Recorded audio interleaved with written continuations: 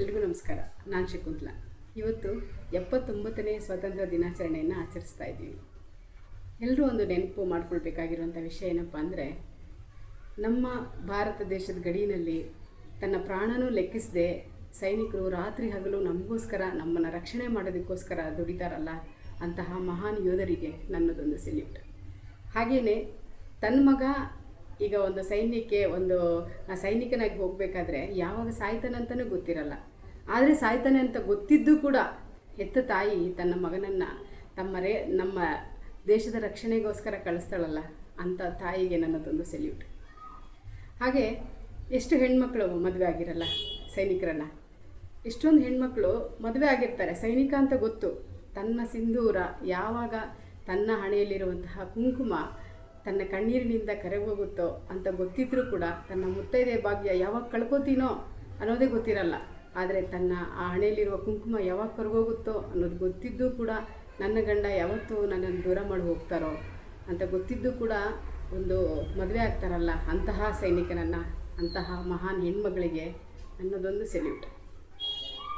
ಹಾಗೆಯೇ ತಮ್ಮ ಕುಟುಂಬದವರು ಎಲ್ಲರೂ ಅಷ್ಟೇ ತನ್ನ ಮಗನನ್ನು, ಅಣ್ಣನನ್ನು, ತಮ್ಮನನ್ನು ಕಳಿಸ್ಕೊಡ್ತಾರೆ. ಹೋಗು ಬಾ ಮಗ, ನಮ್ಮ ದೇಶ ರಕ್ಷಣೆಗೋಸ್ಕರ ಹೋಗು, ನಮ್ಮ ದೇಶನ ಕಾಪಾಡು, ನಮ್ಮ ಭಾರತ ಮಾತೆಯ ಸೇವೆಯನ್ನು ಮಾಡು ಅಂತ ಕಳಿಸ್ಕೊಡ್ತಾರಲ್ಲ, ಅಂತಹ ಕುಟುಂಬಕ್ಕೆ ನನ್ನದೊಂದು ಸೆಲ್ಯೂಟ್.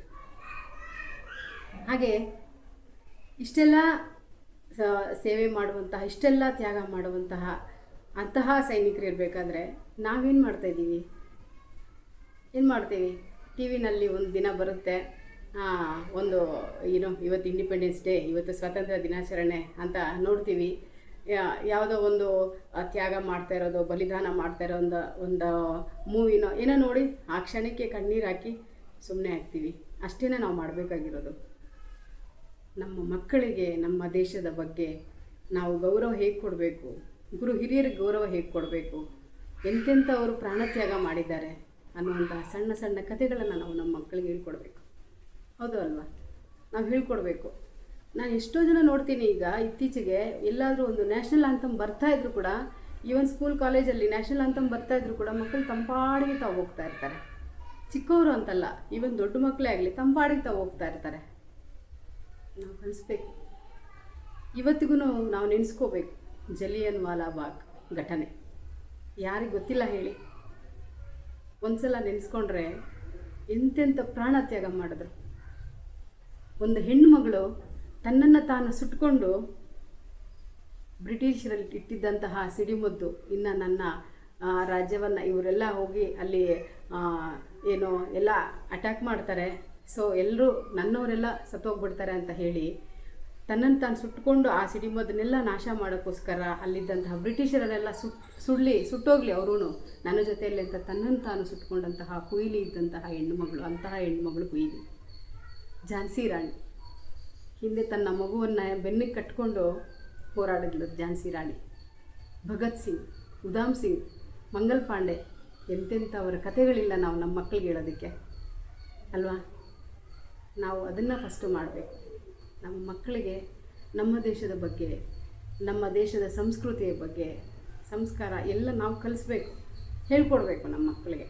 ನನ್ನ ದೇಶ ಇದು ನನ್ನ ದೇಶ, ನಾನು ಒಳ್ಳೆಯ ಪ್ರಜೆಯಾಗಿರಬೇಕು ಅನ್ನೋದು ನಮ್ಮ ಮಕ್ಕಳಿಗೆ ಬರಬೇಕು. ಅದನ್ನು ನಾವು ಹೇಳ್ಕೊಡ್ಬೇಕು. ಎಲ್ಲ ಅಮ್ಮಂದಿರು ಅದನ್ನು ನಾವು ಹೇಳ್ಕೊಡ್ಬೇಕಲ್ವಾ?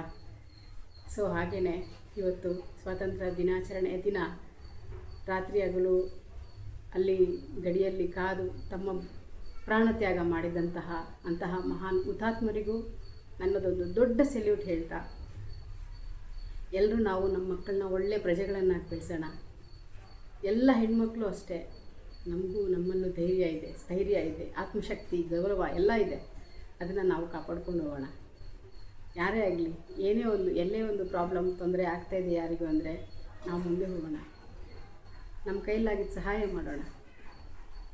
ನಾವು ನಮ್ಮ ಭಾರತದಲ್ಲಿ ಹುಟ್ಟಿರುವಂಥದ್ದೇ ಒಂದು ದೊಡ್ಡ ಪುಣ್ಯ ಅಲ್ವಾ? ಹಬ್ಬ ಮಾಡ್ತೀವಿ ನಾವು ಸ್ವಾತಂತ್ರ್ಯ ದಿನಾಚರಣೆ ಅಂದರೆ. ಅಂತಹ ಸ್ವಾತಂತ್ರ್ಯ ದಿನಾಚರಣೆ ಹಬ್ಬ ಪ್ರತಿದಿನ ಇರಬೇಕು. ನಮ್ಮ ದೇಶಕ್ಕೋಸ್ಕರ ನಾವು ಒಳ್ಳೇದು ಮಾಡಬೇಕು ಅನ್ನೋದು ಪ್ರತಿಯೊಬ್ಬರಿಗೂ ಇರಬೇಕು. ಇದನ್ನು ಹೇಳಿ ನಿಮ್ಮೆಲ್ಲರಲ್ಲಿ ನಾನು ಈ ಮಾತನ್ನು ಹೇಳಿ ಶೇರ್ ಮಾಡಿಕೊಂಡು ಖುಷಿ ಆಯಿತು. ನನಗೆ ಹೇಳ್ಕೊಳ್ಬೇಕು ಅಂತ ಹೇಳ್ಕೊಂಡಿದ್ದೀನಿ. ಜೈ ಹಿಂದ್.